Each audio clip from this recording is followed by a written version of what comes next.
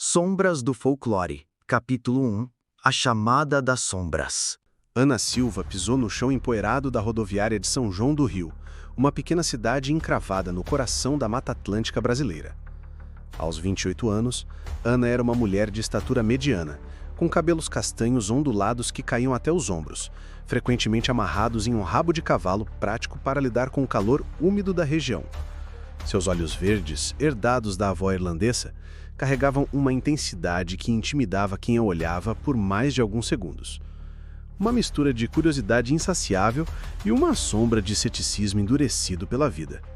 Fisicamente era atlética, resultado de anos correndo maratonas para aliviar o estresse de uma carreira como jornalista investigativa em São Paulo. Psicologicamente, Ana era uma fortaleza ambulante, racional até o osso, moldada pela perda precoce dos pais em um acidente de carro quando tinha 15 anos. Aquela tragédia a tornara obcecada por fatos concretos, rejeitando qualquer noção de sobrenatural como mera superstição. Mas, no fundo, uma rachadura sutil em sua armadura a levava a perseguir histórias que desafiavam sua lógica, como se buscasse provar repetidamente que o mundo era explicável. Ela veio a São João do Rio por causa de um e-mail anônimo recebido há 2 semanas. As lendas estão acordando. Venha antes que devorem todos nós. Anexado, um vídeo granuloso mostrava uma figura saltitante em uma floresta escura, com uma perna só e um gorro vermelho, rindo histericamente enquanto ventos inexplicáveis derrubavam árvores. Saci Pererê, pensou Ana com um sorriso irônico. Folclore brasileiro puro, provavelmente um hoax elaborado para atrair turistas. Mas o e-mail mencionava desaparecimentos recentes na região. E Ana, sempre em busca da próxima grande matéria, decidiu investigar. Era ficção misturada com realidade, ou assim ela esperava, algo para desmascarar em seu blog Verdades Escondidas. Na rodoviária, um homem de meia-idade a esperava. João Mendes, seu contato local, era um guia turista de 45 anos, com pele morena curtida pelo sol, bigode espesso e um chapéu de palha que parecia parte da sua anatomia. Alto e robusto, com mãos calejadas de anos trabalhando na mata, João tinha um sorriso caloroso que contrastava com seus olhos castanhos, sempre vigilantes, como se esperasse algo pular das sombras. Psicologicamente era um homem dividido, devoto católico que rezava todas as noites, mas profundamente enraizado nas crenças indígenas e africanas de sua família. Ele contava histórias do folclore para turistas, mas no íntimo acreditava nelas. Uma conexão com a sua avó, uma rezadeira que o criara após a morte precoce dos seus pais em um incêndio florestal. João via em Ana uma oportunidade de provar que as lendas não eram mera fantasia, e isso o tornava leal, quase protetor, como um irmão mais velho. "Bem-vinda, dona Ana", disse João apertando sua mão com firmeza. "A cidade está quieta demais esses dias. Os ventos mudaram." Ana riu, atribuindo à superstição local. Eles pegaram uma velha caminhoneta e rumaram para o hotel no centro da cidade, uma construção colonial com paredes descascadas e um cheiro persistente de umidade. Pelo caminho, João contou sobre os desaparecimentos. 3 fazendeiros sumidos na mata nos últimos meses, sem traço. "Dizem que o Curupira tá bravo com o desmatamento", murmurou ele olhando para a floresta densa que ladeava a estrada. Ana anotou tudo em seu caderno, descrevendo mentalmente o Curupira, o protetor das florestas com pés virados para trás, cabelos vermelhos como fogo, enganando caçadores. No hotel, Ana encontrou Dona Maria, a proprietária, uma senhora de 60 anos com cabelos grisalhos presos em um coque, corpo rechonchudo e um rosário sempre pendurado no pescoço. Maria era o coração da cidade. Viúva há 10 anos, criara sozinha 3 filhos vendendo doces caseiros e alugando quartos. Seus olhos pretos carregavam uma sabedoria ancestral, misturada a uma tristeza profunda pela perda do marido, engolido pela mesma mata que agora assombrava os moradores. Ela tratava Ana como uma filha perdida, oferecendo café forte e conselhos não solicitados. "Não vá pra mata sozinha, menina. A Yara canta bonito, mas leva pro fundo do rio." Ana sorriu educadamente, mas internamente catalogava. Yara, a sereia das águas doces, com sua beleza fatal e canto hipnótico. Aquela noite, Ana organizou suas notas no quarto simples, com uma cama de ferro rangente e uma janela que dava para a praça escura. O ar estava carregado de um silêncio opressivo, quebrado apenas pelo coachar distante de sapos. Ela editou o vídeo do e-mail em seu laptop, ampliando a figura saltitante. Parecia real demais. O riso ecoava como um redemoinho. Ficção, murmurou para si mesma, mas um calafrio subiu por sua espinha. Lá fora, o vento uivou, e por um instante, Ana jurou ouvir uma risada infantil, travessa, vinda da floresta. No dia seguinte, João a levou para a mata. O sol filtrava pelas copas altas, criando padrões dançantes no chão úmido. Ana fotografava tudo, descrevendo em seu gravador. A floresta é viva, pulsando com os sons de pássaros e insetos, mas há uma quietude subjacente, como se algo observasse. Eles pararam em uma clareira onde um fazendeiro desapareceu. Marcas estranhas no solo, pegadas que pareciam de pés viradas para trás. Curupira, sussurrou João, benzendo-se. Ana riu, mas seu coração acelerou. Psicologicamente, ela lutava contra o pânico irracional, racionalizando como pegadas falsas. Enquanto exploravam, um redemoinho súbito as envolveu. Folhas voaram e uma voz ecoou. Quem ousa perturbar?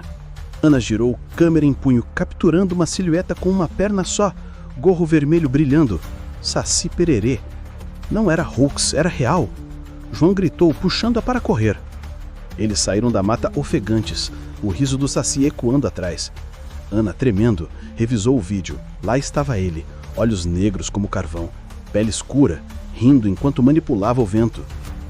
Aquela noite no hotel, Dona Maria serviu jantar, feijão tropeiro e histórias. O Saci é travesso, mas o Boitatá, aquele é o guardião do fogo. Uma serpente de olhos flamejantes que devora os maus. Maria falava com profundidade, seus olhos marejados, lembrando o marido que jurava ter visto Boitatá antes de sumir. Ana sentiu uma conexão. Maria não era só uma coadjuvante, era uma alma ferida, como ela. Mas o suspense crescia. Um bilhete sob sua porta. Você acordou eles. Agora, eles vêm por você. Ana trancou a janela, mas o vento sacudia as vidraças. E no espelho, por um segundo, viu olhos verdes refletidos. Não os dela, mas de algo aquático, sedutor. Yara. Sombras do Folclore. Capítulo 2. O Canto das Águas Profundas. Dias se passaram em São João do Rio, e Ana mergulhava cada vez mais nas sombras do folclore que pareciam ganhar vida. Sua rotina era meticulosa. Acordar ao amanhecer, revisar gravações, entrevistar moradores. Fisicamente, o cansaço começava a se manifestar. Olheiras profundas sob os olhos verdes, músculos doloridos das trilhas na mata. Psicologicamente, sua casca cética rachava. Noites insones eram preenchidas com sonhos com figuras mitológicas, questionando sua sanidade. É estresse, repetia para si, mas o medo crescia, uma semente plantada pela visão do Saci. João Mendes adornara a sua sombra inseparável. O guia, com seu bigode espesso e chapéu de palha, carregava agora uma espingarda velha, por precaução. Ele contava mais sobre si. Filho de pescadores, perdera o irmão mais novo para o rio anos atrás, afogado em uma correnteza inexplicável. Ouvi um canto lindo antes dele sumir, confessava João, voz embargada. Essa profundidade humanizava. Não era só um guia, era um homem assombrado pelo passado, buscando redenção ao ajudar Ana. Eles formavam uma dupla improvável. Ela, a urbanita racional, ele, o homem da terra, crente nas lendas. Dona Maria, no hotel, aprofundava a conexão. Todas as noites, servia chá de boldo e contava lendas ao redor da mesa de madeira gasta. A Yara é a mais perigosa, dizia Rosário entre os dedos rechonchudos. Meio mulher, meio peixe, com cabelos longos como algas e voz que encanta os homens. Meu marido, ele ouviu o canto uma vez. Seus olhos pretos se enchiam de lágrimas, revelando uma viúva que ainda amava, que via nas lendas uma explicação para sua dor. Ana se identificava. A perda dos pais ecoava na de Maria, criando um laço materno que a jornalista nunca tivera.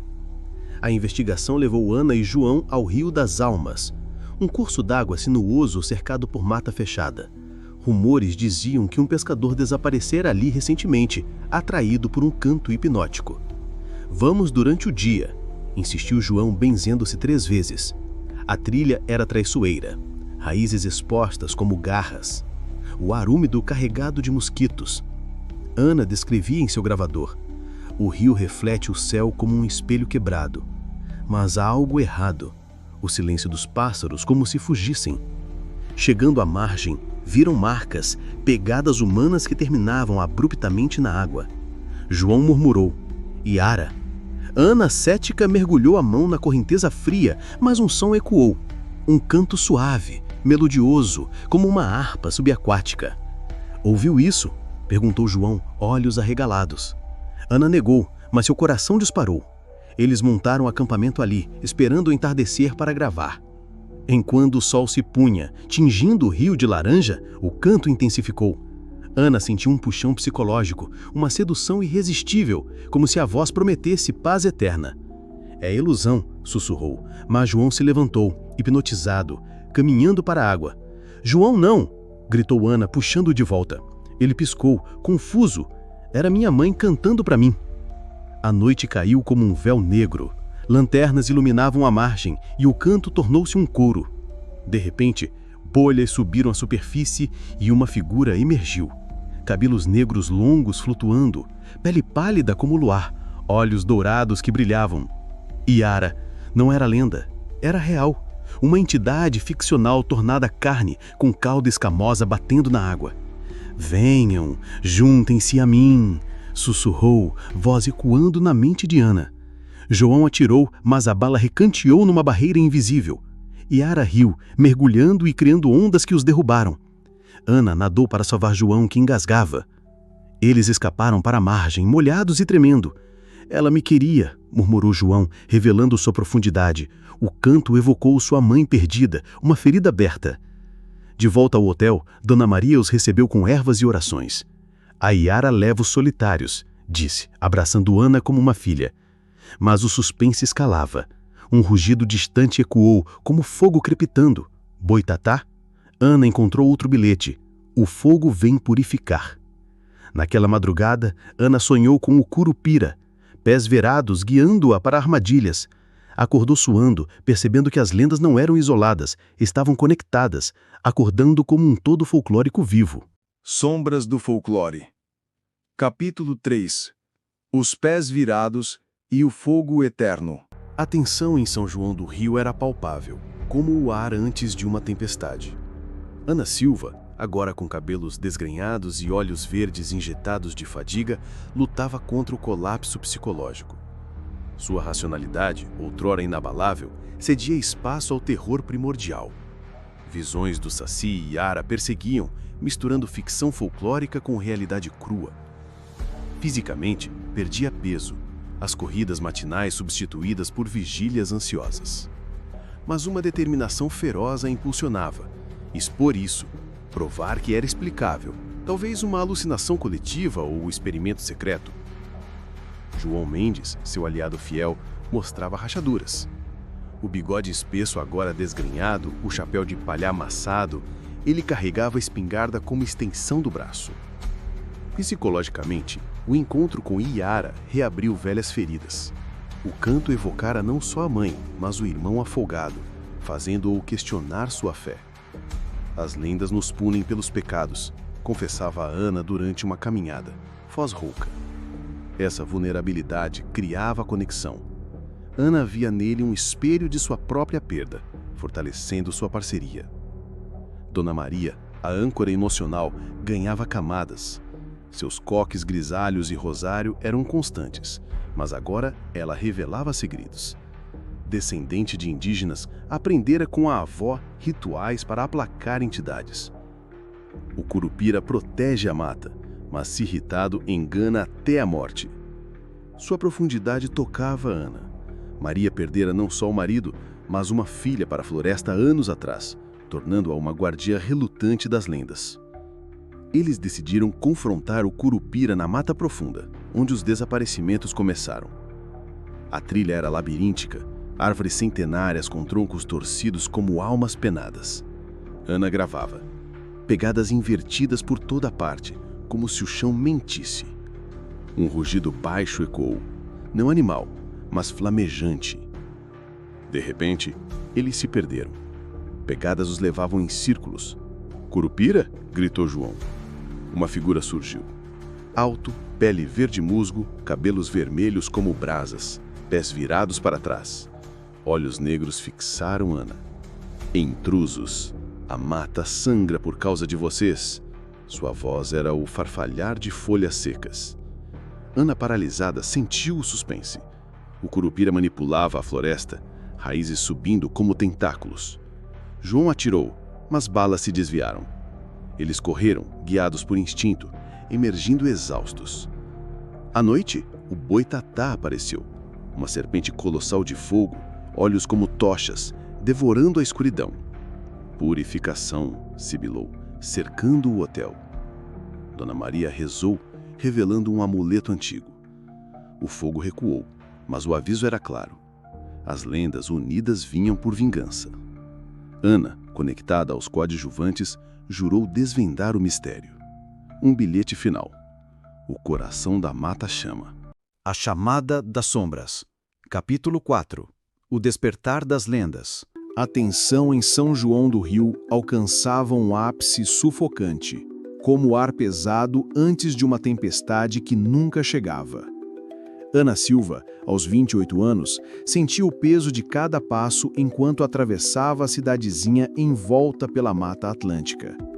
Fisicamente, sua estatura mediana ainda exibia traços de sua forma atlética, resultado de anos de maratonas em São Paulo. Mas agora os músculos estavam tensos, os cabelos castanhos ondulados, emaranhados com suor e poeira, e os olhos verdes, herdados da avó irlandesa, brilhavam com uma intensidade febril, marcada por olheiras que denunciavam noites sem dormir. Psicologicamente, ela estava em um campo de batalha interno. A racionalidade que a definira como jornalista investigativa, forjada pela perda dos pais em um acidente de carro aos 15 anos, começava a ceder sob o peso do sobrenatural. A cada encontro com as lendas, Saci, Iara, Curupira, uma rachadura se abria em sua armadura de ceticismo, forçando-a a questionar se o mundo era tão explicável quanto sempre acreditara. Sua obsessão por fatos transformava-se em uma busca frenética por entender, como se desvendar esses mistérios pudesse preencher o vazio deixado pela tragédia familiar. João Mendes, o guia robusto de 45 anos, seguia ao lado dela, sua presença uma mistura de força bruta e vulnerabilidade exposta. Sua pele morena, curtida pelo sol, estava salpicada de arranhões recentes e um bigode espesso, agora desalinhado, emoldava lábios que murmuravam orações constantes. O chapéu de palha, amassado e sujo, pendia na cabeça como um troféu de guerra, enquanto seus olhos castanhos oscilavam entre a vigilância aguçada e um brilho de medo reprimido. Psicologicamente, João era um homem dilacerado. Criado por uma avó rezadeira após perder os pais em um incêndio florestal, ele carregava uma fé católica misturada com crenças indígenas e africanas que o conectavam às lendas. Os encontros recentes reacendiam culpas antigas.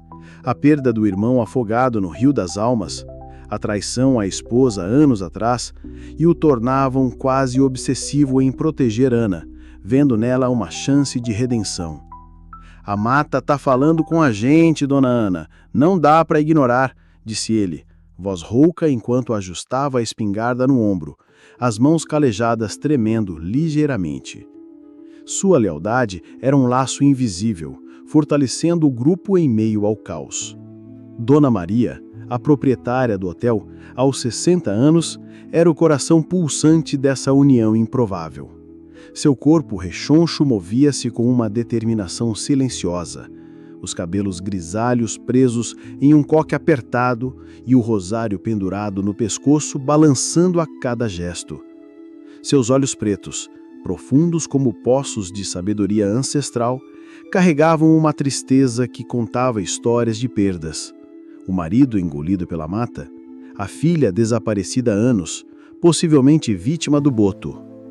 Descendente de quilombonas e indígenas, Maria dominava rituais que misturavam catolicismo e tradições locais, transformando sua casa em um santuário de ervas e orações. Ela tratava Ana e João como filhos perdidos, oferecendo conselhos e comida quente, feijão tropeiro, café forte, enquanto revelava camadas de sua alma. As lendas não são só histórias, meus filhos. Elas são a voz da terra que sofremos, disse ela a voz embargada, lembrando o marido que jurava ter visto o Boteitá antes de desaparecer. Essa profundidade emocional criava uma conexão poderosa com Ana, que via em Maria a mãe que nunca mais tivera, e com o João, que encontrava nela a avó que o guiara. Após os confrontos com o Curupira e o encontro com o Saci, o trio decidiu explorar a mata mais profundamente, onde os desaparecimentos pareciam convergir. A decisão veio após um novo bilhete encontrado sob a porta de Ana. O coração da floresta acorda. Venha ou morra. O texto, escrito em uma caligrafia trêmula, carregava um tom de urgência que acelerou os batimentos cardíacos da jornalista.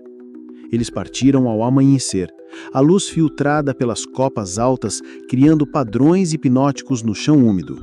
Mas o ar estava carregado de uma quietude inquietante. Ana gravava suas impressões. A floresta parece viva, pulsando com sons de insetos e pássaros distantes, mas há uma presença que nos observa, como um predador à espreita. João, com a espingarda pronta, apontava para pegadas invertidas e redemoinhos de folhas que marcavam a trilha, enquanto Maria espalhava pó de ervas para guiá-los ou afastar perigos. A jornada os levou a uma clareira oculta, onde um círculo de pedras antigas emergia do solo, coberto por musgo e enredado por cipós. No centro, um brilho fraco pulsava, como se a terra respirasse. Antes que pudessem reagir, o chão tremeu e as lendas começaram a se manifestar. O Saci Pererê surgiu primeiro, seu gorro vermelho girando, criando redemoinhos que arrancavam folhas e levantavam poeira, sua risada infantil misturada a um tom ameaçador. "Vocês vieram brincar?" zombou, olhos negros fixos em Ana. Logo após, a Yara emergiu de um riacho próximo. Sua figura etérea, com cabelos negros flutuantes e olhos dourados hipnotizantes, cantando um lamento que fez João cambalear, visões de sua mãe perdida o assaltando.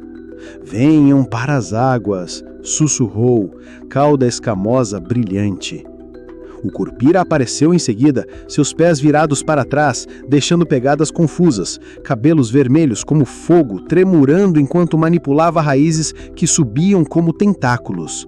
"A mata os julgará!" rugiu, sua voz ecoando como trovões.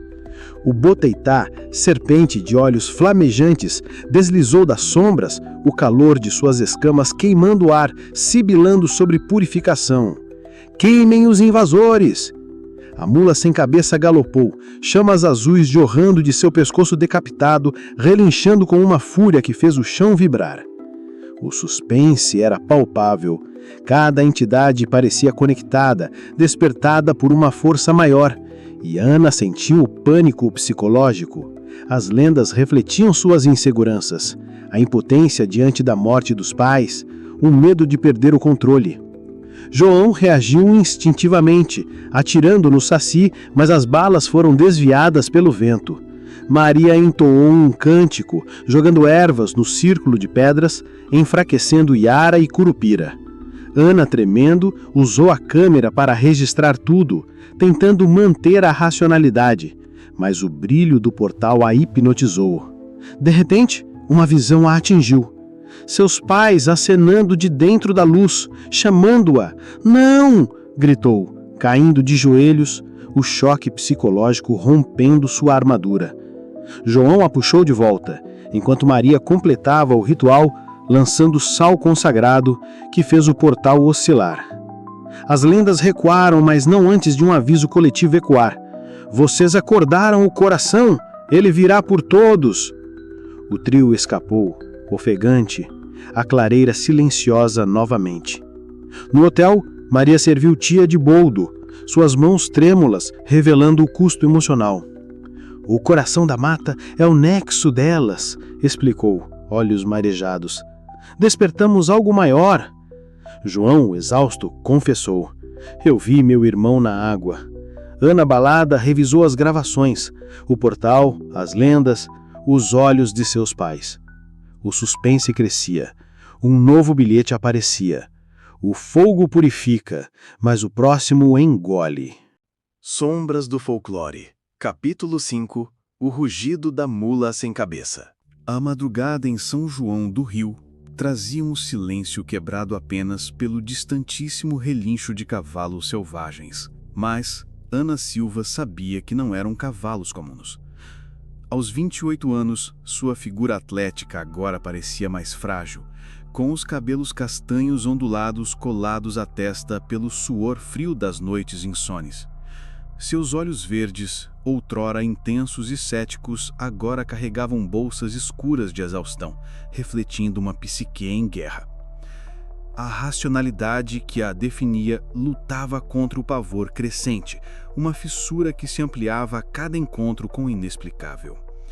A perda dos pais, que a tornara uma investigadora implacável, agora ecoava como um eco distante, substituída por um medo primal de que o folclore não fosse mera ficção, mas uma força viva, vingativa.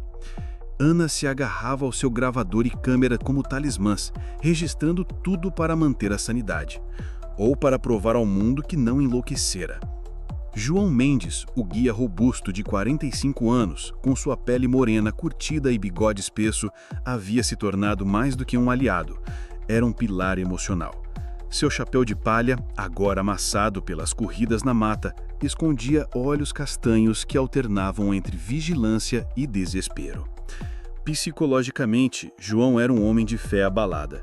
Criado por uma rezadeira, ele sempre acreditara nas lendas como extensões da natureza, mas os recentes confrontos, o Saci, a Iara, o Curupira, reabriam feridas antigas. A perda do irmão afogado e da mãe para uma doença misteriosa o tornavam protetor com Ana, vendo nela uma chance de redenção, como se salvá-la pudesse apagar seus fracassos passados. "Não podemos parar agora, dona Ana", murmurava ele, voz rouca, enquanto limpava sua espingarda velha no quarto do hotel. Sua lealdade era profunda, enraizada em uma conexão familiar que ele projetava na jornalista. Dona Maria, a proprietária do hotel, com seus 60 anos marcados por cabelos grisalhos, encoque e corpo rechanchudo, era a âncora emocional do trio.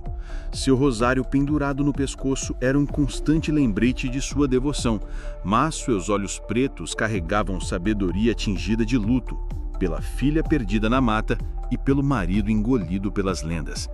Ela tratava Ana e João como filhos, preparando caldos quentes e contando histórias ao redor da mesa. Revelando camadas, descendente de quilombolas, Maria dominava rituais ancestrais para aplacar espíritos.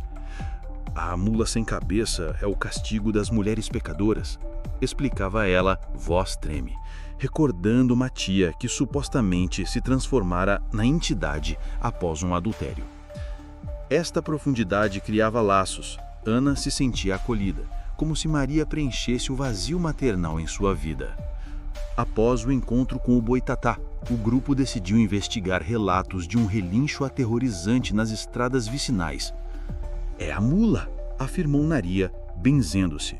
Ana, cética, mas abalada, concordou em uma expedição noturna. Eles partiram ao anoitecer, a caminhonete de João rangendo na estrada de terra. A lua cheia iluminava a paisagem, mas um nevoeiro denso surgiu, carregado de um cheiro de enxofre. Ana descrevia no gravador. "O ar está elétrico como antes de uma tempestade, mas sem nuvens. Suspense paira, como se a noite nos observasse." Pararam em uma encruzilhada conhecida por assombrações. João acendeu uma fogueira, murmurando orações. Maria espalhou sal em círculo, ritual antigo. O silêncio foi quebrado por cascos ecoando, não de um cavalo, mas de algo distorcido, como fogo crepitando em ossos.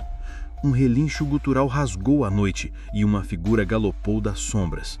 uma mula sem cabeça, com chamas azuis jorrando do pescoço decapitado, cascos faiscando no chão.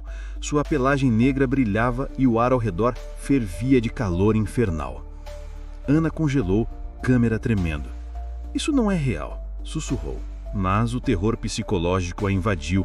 A mula representava punição, ecoando suas próprias culpas internas pela morte dos pais, como se ela devesse ter evitado o acidente. João atirou, balas passando inofensivas pelo fogo espectral. A mula investiu, derrubando-o. Maria gritou um encantamento. Pelo sangue de Cristo, volte ao pó. A entidade hesitou, relinchando em agonia, revelando por um instante o rosto fantasmagórico de uma mulher, olhos cheios de arrependimento. Eles fugiram, a mula perseguindo até o limite da encruzilhada. No hotel, ofegantes, Maria explicou. Ela foi uma mulher amaldiçoada por trair um padre. Agora vaga nas noites de quinta para fresca.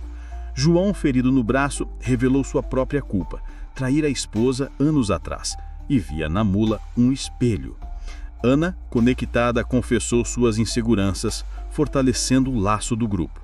Mas o suspense crescia. Um novo bilhete sob a porta de Ana. O boto vem pelas águas disfarçado de homem. A floresta sussurrava e Ana jurou ver olhos rosados na escuridão. Capítulo 6. O encanto do boto cor-de-rosa. O sol nascente tingia o rio das almas de tons rosados, lançando reflexos suaves sobre a superfície ondulante que serpenteava pela vasta extensão da Mata Atlântica. Mas para Ana Silva, essa beleza matinal carregava um presságio sinistro, como um aviso sussurrado pela natureza. Aos 28 anos, sua estatura mediana agora se curvava sobre o peso da fadiga acumulada, os ombros caídos revelando o cansaço de uma jornada que testava seus limites. Seus cabelos castanhos, outrora ondulados com um charme casual, estavam desgrenhados e emaranhados, colados à testa pelo suor frio de noite sem dormir, enquanto os olhos verdes, herança da avó irlandesa, brilhavam com um vidrado febril, as pupilas dilatadas por insônia e terror reprimido. Fisicamente, ela era uma sombra de sua antiga forma atlética, forjada por anos de maratonas em São Paulo para aliviar o estresse de sua carreira como jornalista investigativa. Agora, seus músculos estavam rígidos, tensos de corridas noturnas para escapar de pesadelos que misturavam lendas e memórias. Psicologicamente, o ceticismo que a definira como uma fortaleza racional moldado pela perda precoce dos pais em um acidente de carro aos 15 anos, ruía como uma muralha sob ataque constante. Cada lenda materializada, Saci, Iara, Curupira, Mula Sem Cabeça, era um golpe em sua armadura, forçando-a a confrontar o sobrenatural não apenas como fenômeno, mas como uma extensão de seus próprios traumas pessoais. A busca por fatos concretos que sempre a guiara, agora se entrelaçava com o desejo visceral de compreensão, como se decifrar o folclore pudesse curar a ferida profunda da orfandade que carregava desde a adolescência, um vazio que coava em cada encontro com o desconhecido. João Mendes, o guia robusto de 45 anos, seguia ao lado dela, sua presença uma mistura de força física e fragilidade emocional exposta.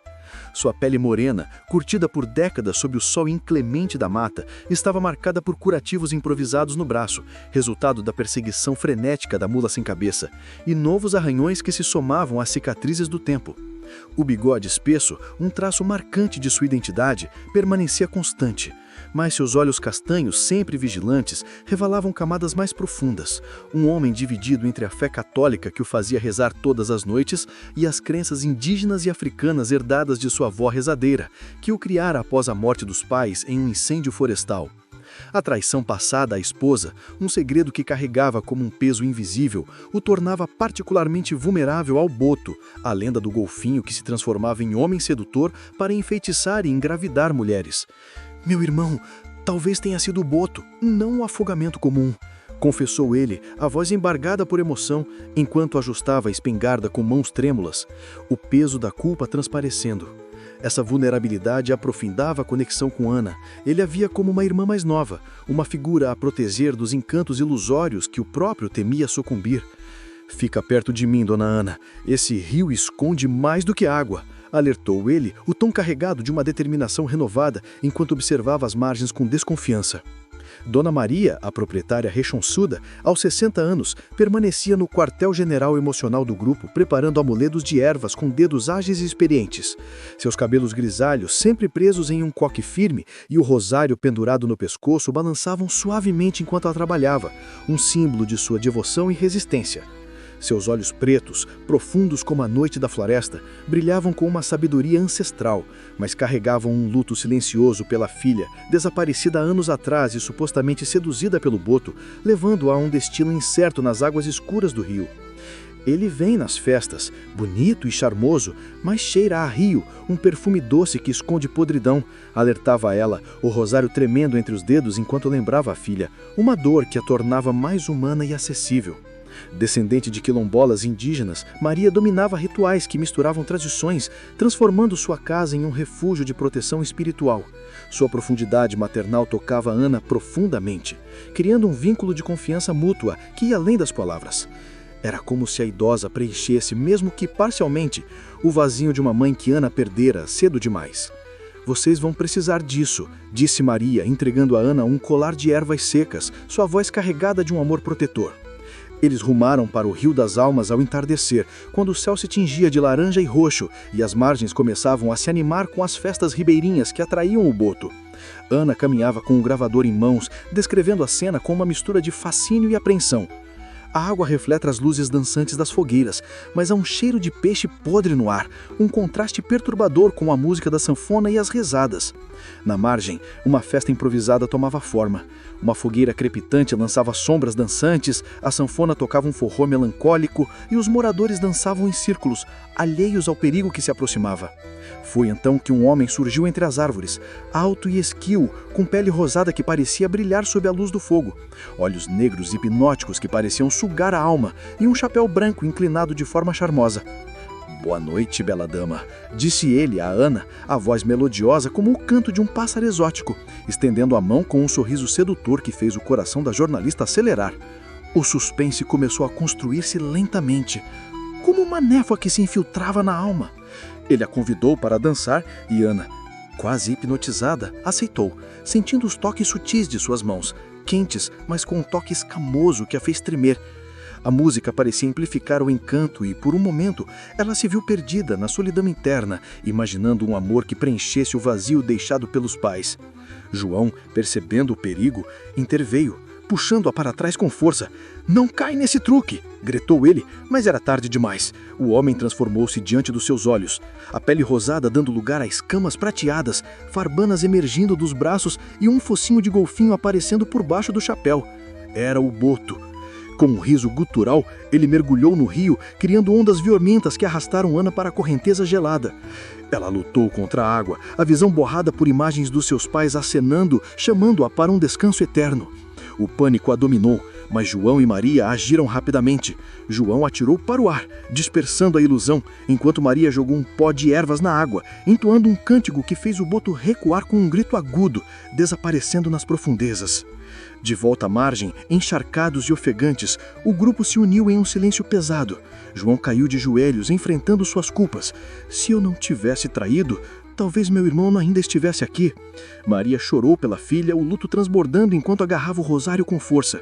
Ana, abraçando suas vulnerabilidades, sentiu as lágrimas escorrerem.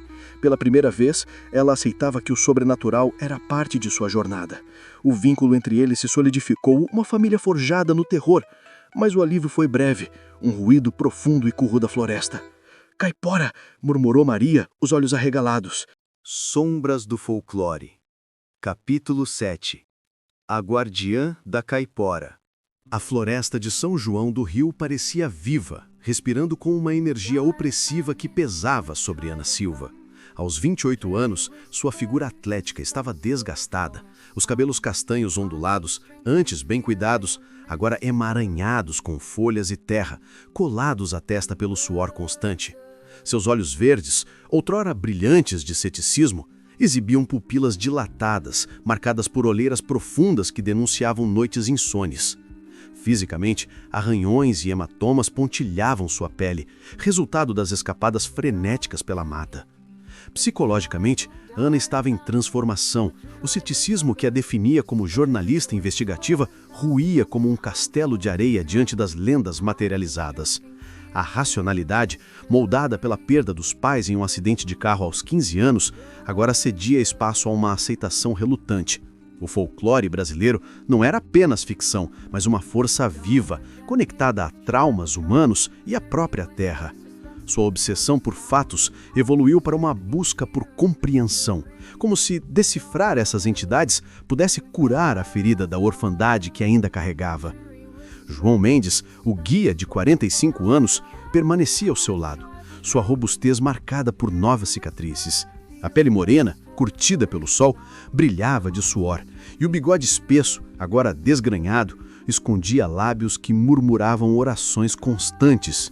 O chapéu de palha, amassado pelas corridas na mata, parecia uma extensão de sua identidade, mas seus olhos castanhos revelavam um homem assombrado. Psicologicamente, João era um caldeirão de fé e culpa. Criado por uma avó rezadeira, ele crescera acreditando nas lendas como manifestações da natureza. Mas os encontros com Saci, Iara, Curupira, Mula Sem Cabeça e Boitatá reabriam velhas feridas. A perda do irmão afogado no Rio das Almas, que ele agora suspeitava ser obra do Boto, e a traição à esposa anos atrás, o tornavam vulnerável. João via em Ana uma irmã mais nova, alguém para proteger, como se salvar a jornalista pudesse redimi-lo de seus pecados. "Não vou deixar a mata te levar, dona Ana", disse ele, voz rouca enquanto afiava um facão ao lado da fogueira no acampamento improvisado. Sua lealdade era profunda, enraizada numa conexão quase familiar que dava ao grupo uma força emocional palpável. Dona Maria, a dona do hotel, era o coração pulsante do trio. Aos 60 anos, seu corpo rechonchudo movia-se com uma energia surpreendente, apesar do peso da idade e do luto.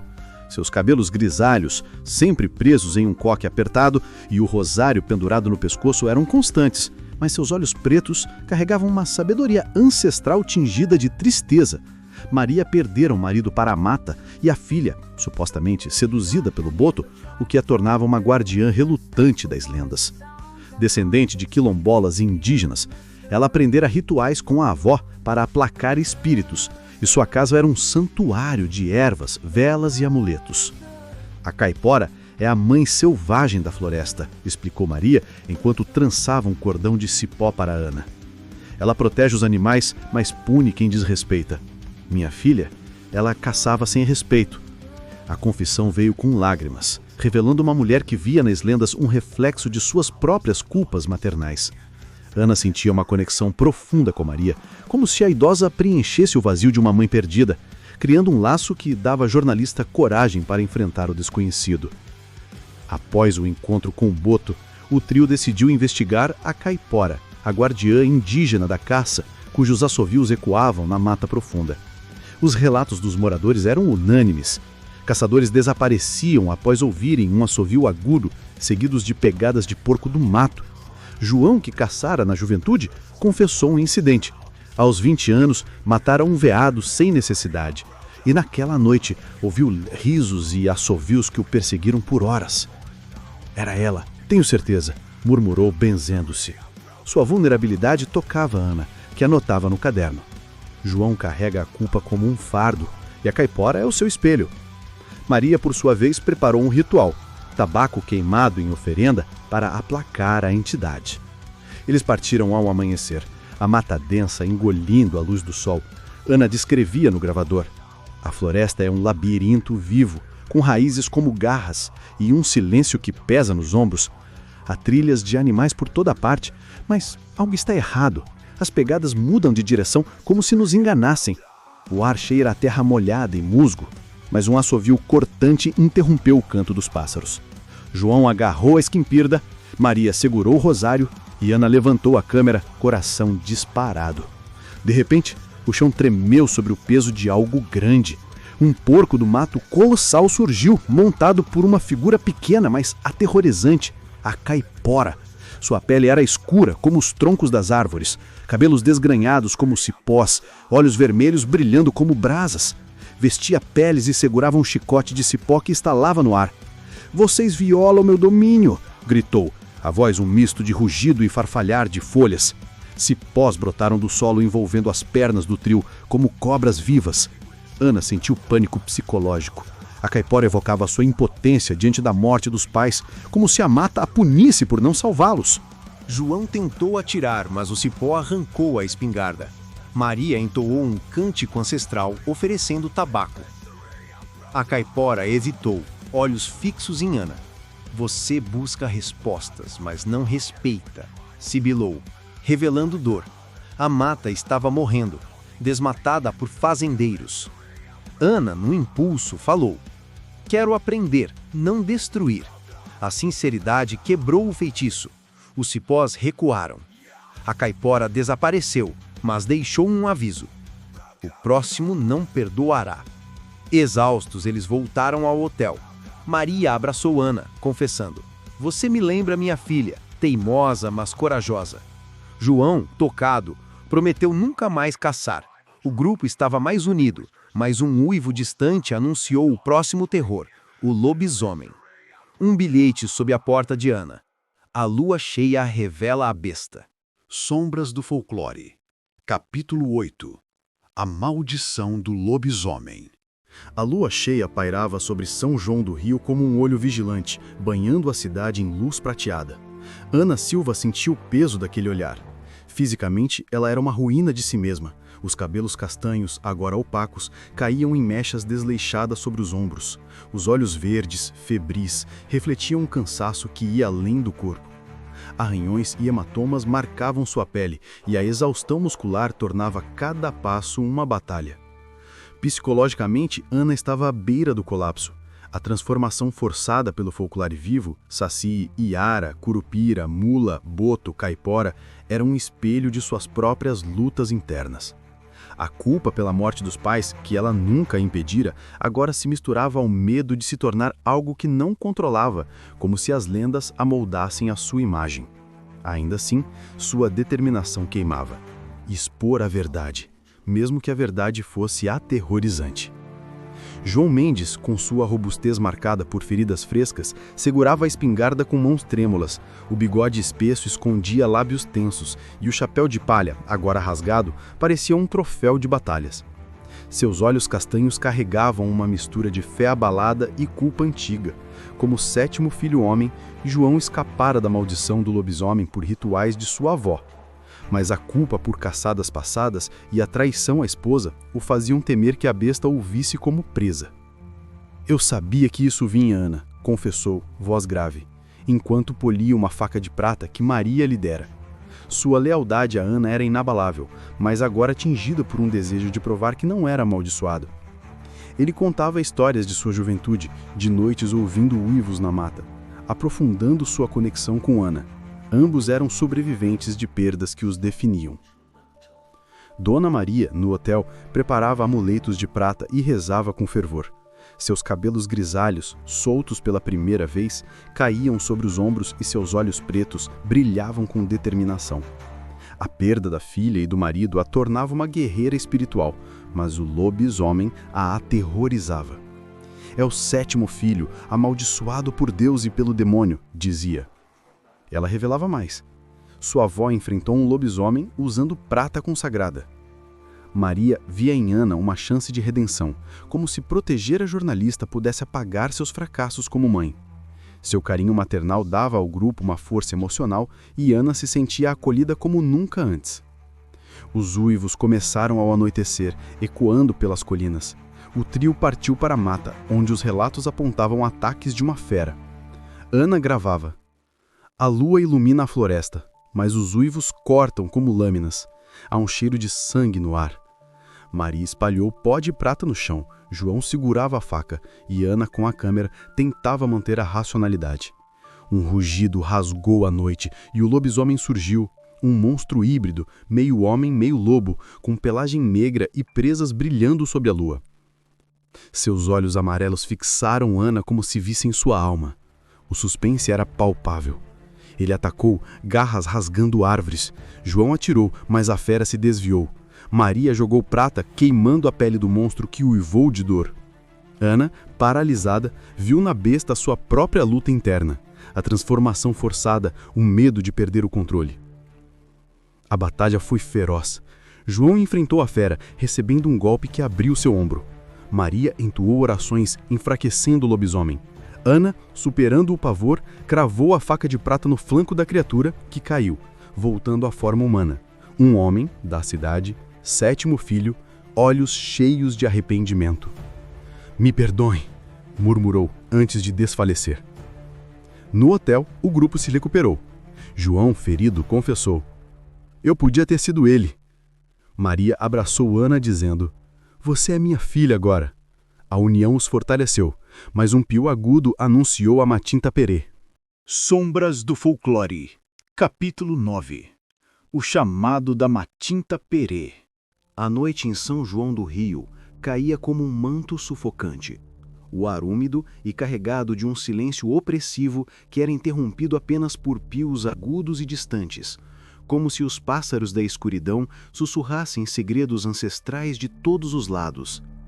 Ana Silva, aos 28 anos, sentia o peso daquela atmosfera como uma presença física, pressionando contra sua estatura mediana já curvada pela exaustão acumulada de semanas de confrontos sobrenaturais. Seus cabelos castanhos ondulados, outrora amarrados em um rabo de cavalo prático, estavam emaranhados e sujos de terra e suor, caindo desordenadamente sobre os ombros como uma coroa de desespero. Seus olhos verdes, herança da avó irlandesa, agora injetados e vidrados, carregavam as marcas de insônias intermináveis. Pupilas dilatadas por noites passadas, revivendo visões de lendas vivas. Fisicamente, seu corpo atlético, forjado por anos de maratonas em São Paulo para aliviar o estresse de uma carreira como jornalista investigativa, estava coberto de feridas recentes. Arranhões profundos das cipós da caipora, queimaduras leves do fogo da mula sem cabeça e hematomas que pontuavam a pele como lembretes brutais de sua fragilidade. Psicologicamente, Ana havia se transformado de uma cética inabalável em alguém que aceitava o folclore como uma força viva e pulsante, conectada não só à dor humana, mas à própria terra, violada pelo desmatamento e pela ganância. A culpa pela morte dos pais em um acidente de carro aos 15 anos misturava-se ao peso das lendas, criando um turbilhão interno de questionamentos. Por que ela sobrevivera? Por que as entidades a perseguiam? Sua resiliência, no entanto, crescia como uma raiz teimosa, impulsionada pelo desejo feroz de proteger João e Maria, os únicos laços reais que formara nessa jornada infernal. João Mendes, o guia robusto de 45 anos, permanecia ao lado dela. Sua figura alta e musculosa, agora marcada por curativos improvisados no ombro, ferido na batalha contra o lobisomem. Sua pele morena, curtida pelo sol implacável da mata, brilhava de suor sob a luz fraca das lanternas, e o bigode espesso, agora mais grisalho nas pontas, emoldurava lábios ressecados que murmuravam orações baixas. O chapéu de palha, rasgado em várias partes, era um símbolo de sua resistência, mas seus olhos castanhos, sempre vigilantes como os de um caçador, revelavam um medo profundo que ele raramente admitia. A Matinta Perê, a bruxa pássaro que vagava às noites exigindo oferendas como tabaco para evitar maldições, o aterrorizava de forma particular. Sua avó rezadeira contara histórias de como enfrentar a entidade em sua juventude, pagando com tabaco para proteger a família de pragas e infortúnios. "Ela vem pelos fracos de espírito", disse João, a voz rouca e embargada, enquanto limpava a espingarda com mãos trêmulas, confessando pela primeira vez ter ouvido aqueles pios agudos após trair a esposa anos atrás, uma culpa que o consumia como uma maldição interna. Essa vulnerabilidade o conectava ainda mais a Ana, que via nele não só um aliado, mas um irmão de armas. Alguém que, como ela, carregava fantasmas do passado que as lendas amplificavam. Sua lealdade era inabalável, forjada na mata e no fogo das batalhas, e ele jurava proteger o grupo até o fim, mesmo que isso significasse confrontar seus próprios demônios.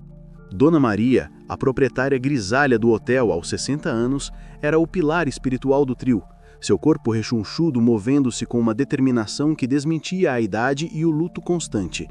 Seus cabelos grisalhos, soltos excepcionalmente naquela noite para o ritual, caíam sobre os ombros como fios de sabedoria tecidos pelo tempo, e o rosário pendurado no pescoço balançava como um talismã contra o mal.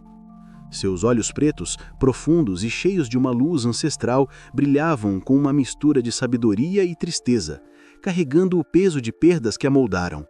O marido engolido pela mata, a filha seduzida pelo boto, e agora, revelando camadas mais profundas, uma tia acusada de ser uma Matinta Querê em sua juventude, uma mulher que fizera um pacto com o escuro para sobreviver à pobreza.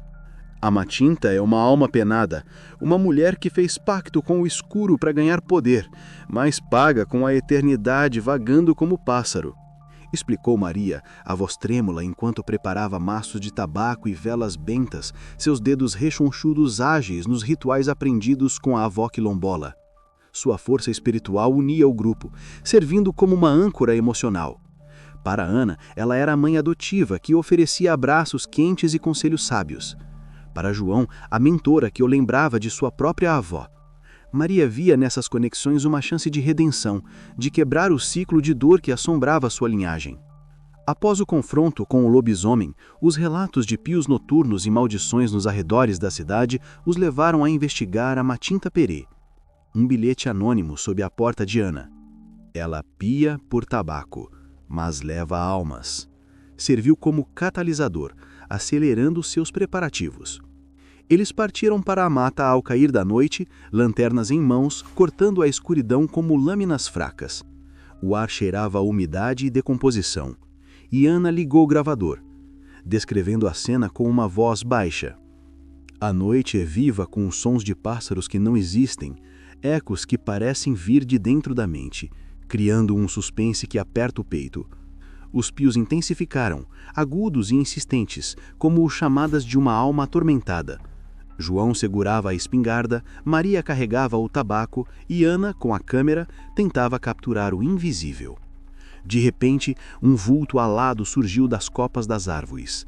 A Matinta Perê, uma entidade híbrida, meio mulher, meio coruja, com asas membranosas batendo no ar úmido, olhos amarelos brilhando como luas cheias em miniatura. Sua forma espectral, envolta em penas escuras e farrapos de roupa velha, pairava ameaçadora. "Tabaco! Deem-me tabaco ou sofram!" exigiu, a voz um piado gutural que ecoava na mente do trio, invocando ilusões de seus medos mais profundos. Para Ana, visões dos pais mortos, culpando-a por não salvá-los. Para João, ecos da traição à esposa, transformando-o em um ser fraco. Para Maria, o rosto da tia rindo histericamente enquanto se transformava em pássaro. O suspense era asfixiante. As ilusões os paralisavam, o ar carregado de um cheiro de penas queimadas e maldições antigas. João tentou atirar, mas a espingarda falhou, como se amaldiçoada. Maria jogou o tabaco aos pés da entidade, entoando orações misturadas a cânticos indígenas, enfraquecendo o feitiço. Ana, superando o favor psicológico, gritou: "Não te devemos nada, volte às sombras." Sua coragem, alimentada pela resiliência recém-descoberta, quebrou a ilusão. A Matinta recuou com um piado estridente, dissipando-se na neblina. A vitória foi amarga, deixando o grupo exausto e marcado por feridas emocionais abertas. De volta ao hotel, eles se reuniram ao redor da mesa, Maria servindo tia calmante. "Ela era minha tia, ou o que restou dela", confessou Maria, lágrimas escorrendo. João abraçou suas culpas e Ana, pela primeira vez, compartilhou sua dor pela perda dos pais. O laço se fortaleceu, mas o suspense não terminava. Um bilhete final apareceu sob a porta. "O coração da mata espera. A convergência começa." Sombras do Folclore. Capítulo 10. A Convergência das Sombras. O coração da mata em São João do Rio batia como um tambor ancestral, um pulso ritmado que ecoava através das árvores centenárias e das raízes expostas como veias da terra. Ana Silva, aos 28 anos, liderava o trio com uma determinação que transcendia o medo. Fisicamente, ela era uma visão de resiliência exaurida. Sua estatura mediana, agora curvada pelo peso das batalhas, os cabelos castanhos ondulados emaranhados com folhas secas e suor, formando uma coroa selvagem. Seus olhos verdes, outrora intensos e céticos, agora brilhavam com uma mistura de fadiga e iluminação.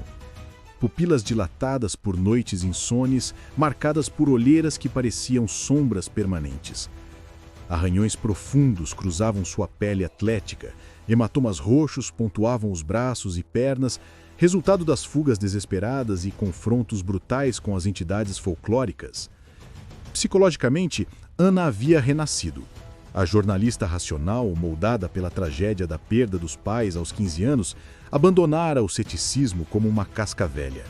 Agora, ela via o folclore não como ficção, mas como uma teia viva de espíritos ancestrais, conectados aos traumas humanos e à violação da natureza. Sua obsessão por fatos transformara-se em uma missão de equilíbrio, restaurar a paz entre o mundo mortal e o sobrenatural, como se isso pudesse curar sua própria alma fragmentada. "Nós terminamos isso juntos", murmurou ela, voz firme apesar do tremor interno, enquanto apertava o amuleto antigo que Maria lhe dera, um pingente de pedra entalhada com símbolos indígenas e africanos. João Mendes, o guia robusto de 45 anos, caminhava ao lado dela, sua presença uma âncora de força bruta e fé renovada.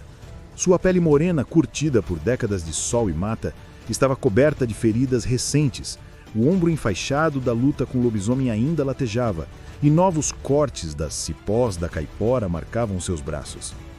O bigode espesso, agora grisalho em pontas, escondia lábios ressecados que recitavam corações baixas, e o chapéu de palha, rasgado e sujo, parecia um relicário de suas jornadas. Seus olhos castanhos, sempre vigilantes, carregavam uma profundidade emocional que se revelara camada por camada. A perda do irmão afogado, a traição à esposa, as culpas de caçadas irresponsáveis, tudo isso o tornaram um homem dividido, mas agora unificado pela lealdade ao grupo. João via em Ana uma filha adotiva, alguém para proteger como não proteger a sua família. "Eu estou pronto, dona Ana. Essas lendas me perseguiram a vida toda. Hora de enfrentar de frente", disse ele, voz rouca e determinada, enquanto carregava a espingarda velha e um facão afiado, símbolos de sua transição de caçador para guardião. Sua conexão com Maria e Ana era palpável. Uma família improvisada, forjada no fogo do terror. Dona Maria, a proprietária do hotel aos 60 anos, fechava o trio com uma graça maternal que contrastava com um ambiente hostil. Seu corpo rechoncho movia-se com lentidão deliberada, os cabelos grisalhos, soltos pela primeira vez, caindo como uma cascata de sabedoria sobre os ombros. O rosário pendurado no pescoço balançava a cada passo, e seus olhos pretos, cheios de uma tristeza ancestral, brilhavam com resolução. Maria carregava o luto como uma armadura. O marido engolido pela mata, a filha seduzida pelo boto, a tia acusada de ser Matinta Perê. Perdas que a tornaram uma rezadeira poderosa, mestre em rituais que misturavam catolicismo, crenças indígenas e africanas. Ela via em Ana uma extensão de si mesma, uma jovem que poderia quebrar o ciclo de dor. O folclore não é mal puro, filhos. É a terra gritando por justiça, sussurrou Maria, enquanto espalhava ervas sagradas pelo caminho, sua voz um bálsamo que acalmava os nervos. Sua profundidade emocional criava laços indissolúveis. Para João, ela era a mãe que perdera. Para Ana, a avó que nunca tivera. Juntos, eles formavam um triângulo de forças, lógica, fé e sabedoria, essenciais para o confronto final. A trilha para o coração da mata era um labirinto de sombras dançantes, o ar úmido carregado de um cheiro de decomposição e incenso natural. Ana descrevia mentalmente a cena como se ainda estivesse gravando para seu blog. A floresta pulsa com vida oculta. Cipós se movem como serpentes e o solo vibra sob os nossos pés. O suspense é sufocante. Cada folha que cai soa como um aviso. Ele seguia um mapa antigo que Maria herdara de sua avó, marcado com símbolos que representavam as lendas. Um redemoinho para o saci, ondas para a iara, pegadas invertidas para o curupira, chamas para a boitatá e a mula sem cabeça. Barbatanas para o boto, chicotes para a caipora, presas para o lobisomem, asas para a Matinta Perê. O altar central, um círculo de pedras musgosas no centro de uma clareia proibida, era o epicentro, o portal onde as lendas convergiam, aberto pelo desmatamento humano que violou o equilíbrio da natureza. Ao se aproximarem, o ar crepitou com energia sobrenatural. Um vendaval súbito anunciou o Saci Pererê, sua risada travessa ecoando como um redemoinho de folhas. "Vocês ousam?" gritou a figura de uma perna só, gorro vermelho girando, manipulando ventos que derrubavam galhos. João atirou, mas as balas foram desviadas pelo ar rodopiante. Ana sentiu o pânico psicológico. O Saci representava o caos imprevisível, ecoando sua própria vida descontrolada após a morte dos pais. Então veio a Yara, emergindo de um riacho próximo, seus cabelos negros como algas flutuando, olhos dourados hipnóticos. Seu canto sedutor invadiu as mentes, prometendo paz eterna. "Juntem-se a mim nas profundezas", sussurrou, Caudescamora batendo na água. Maria contrapôs com um cântico ancestral, quebrando o encanto, mas não antes de João vacilar, visões de sua mãe Lorte o atormentando. O Curupira surgiu em seguida, pés virados para trás, cabelos vermelhos flamejantes, guiando ilusões que os faziam andar em círculos. "A mata os endolirá!" rugiu, raízes subindo como tentáculos. Ana usou sua lógica. "Nós não somos inimigos, viemos restaurar." Sua voz cortou a ilusão, mas o Curupira atacou com fúria. Chamas azuis explodiram quando a mula sem cabeça galopou, relinchando guturalmente, fogo jorrando do pescoço decapitado. O boitatá a seguiu, serpente de olhos flamejantes, sibilando purificação. "Queimem os pecadores!" O calor infernal queimou a pele do grupo, evocando culpas. Para João, sua traição.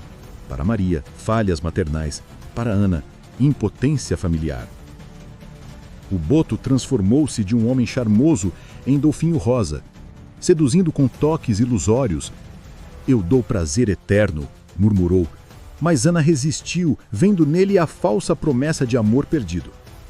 A caipora montada em seu porco do mato chicoteou cipós, protegendo animais invocados. "Respeitem ou pereçam!" Seus olhos vermelhos fixaram João, que enfrentou sua culpa de caçador.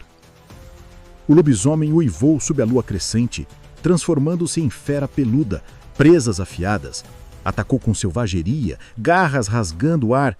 Maria jogou prata, queimando sua pelagem. Por fim, a Matinta Perê piou das árvores, as asas de coruja batendo, exigindo oferendas. Tabaco ou maldição? Suas ilusões trouxeram visões de medos. Pais mortos para Ana, família perdida para os outros. A batalha foi épica, um caos de elementos, ventos, águas, fogo, ilusões, sedução, chicotes, garras, maldições. João lutou com bruteza, enfrentando suas culpas, atirou no Saci, cravou faca no lobisomem. Maria usou rituais, ervas e orações para enfraquecer Yara, Boto e Matinta Perê. Ana uniu lógica e coragem, usando o amuleto para canalizar energia, confrontando Curupira e Caipora com promessas de respeito à mata. No centro do altar, o portal, um vórtice de sombras pulsava. As lendas uniram forças, uma entidade coletiva rugindo. Os humanos nos esqueceram, agora pagam. Mas o trio, conectado por laços profundos, formou um círculo. Maria entoou o ritual final. João ofereceu sua espingarda como símbolo de renúncia às caças. Ana gritou: "Nós honramos vocês, a mata viverá." O amuleto brilhou, fechando o portal com um estrondo. As lendas dissiparam-se em névoa, deixando ecos. Risadas, cantos, rugidos. Dias depois, em São João do Rio, paz retornou. Ana, mudada, escreveu sua história, não para desmascarar, mas para preservar. João encontrou redenção, tornando-se protetor da mata. Maria sorriu, feridas curadas, mas nas noites, sussurros permaneciam. O folclore, eterno, esperava. "Voltaremos se esquecerem", ecoava o vento.